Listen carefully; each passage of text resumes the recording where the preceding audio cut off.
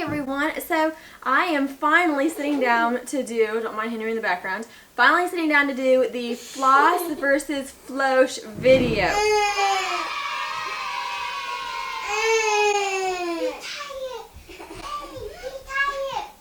Alright, so floss versus floche. It is called floche with the long O. I do know how to pronounce this one. And it is just, I like to refer to it or think of it as like floss's older sophisticated sister. So there is nothing wrong with floss. I still like floss. I think it's great for smocking, although it's a little bit, it can be cumbersome keeping all of your threads in line if you're using multiple threads, but it definitely has its place, right, in the world of smocking and hand embroidery and all that sort of stuff. I'm not trying to diss floss by any, would you like that? By any means, but floche, like I said, is its older, sophisticated sister. The sheen on this, you can compare two colors that are the same, and you can see that the sheen is just, it's unmatched, like to any other. Gigi, you already tried calling Gigi and she was busy. So it is just like, it's just luxurious, and it's super soft. It's either made of like 4 or 5 strands that are woven or twisted together, but they are not intended to come undone. So you pull it out of the braid or whatever twist thing you have, whatever way you use to tame the hank, and that's what you use. Now you could double up and use 2 strands, 3 strands. It's sewing you to you, but it's not intended to like break down. So you don't break one strand down into little bitty ones. It's intended to stay together. It is super soft. I have said in the past, I've been using floche for about 2 years now, and I absolutely love it. It's one of my favorite fibers. And I've said in the past, it is, because it's soft, I don't think it's all that great for the playground sort of garments.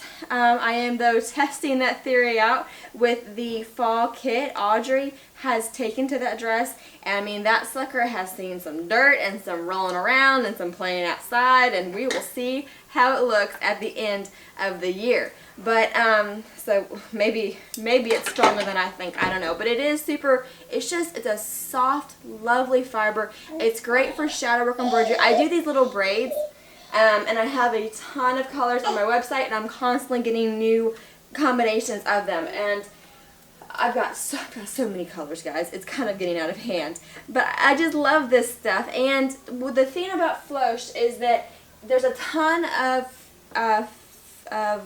material in that hank.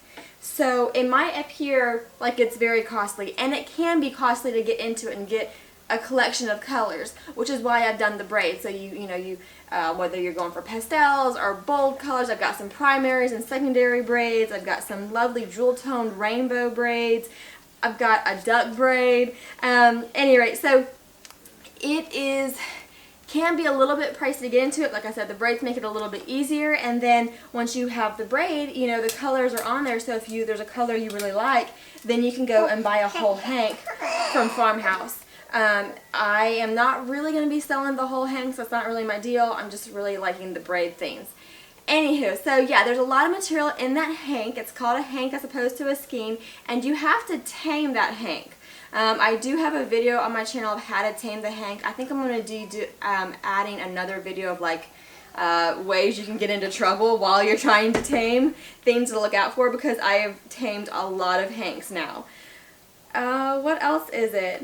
But yeah, it's a very smooth fiber when you compare it to floss. Floss has a little bit of texture around that twist, but floche is just very smooth. So while you can shadow work embroider with floss, floche is just lovely. Floche, I have shadow work embroidered with it. I've done cut work embroidery. Bullions are gorgeous with floche. So it's a fiber, if you love hand embroidery, it's something you really should get acquainted with, because it is delightful to work with. When I break mine down into the hanks, I do mine at 18 inches, and you really, I guess you could do a smidgen longer than that, but you really wouldn't want to do much longer, because like I said, it is soft, and so the constant pulling through your fabric will you don't want it to be super long. Can I help you? Anywho, I hope this clears things up. If you have questions about the floss versus floche, still after this video, of course, put them down in the comments below, and I will do my best to answer them. And as always, I appreciate y'all for watching, and I hope to catch y'all next time.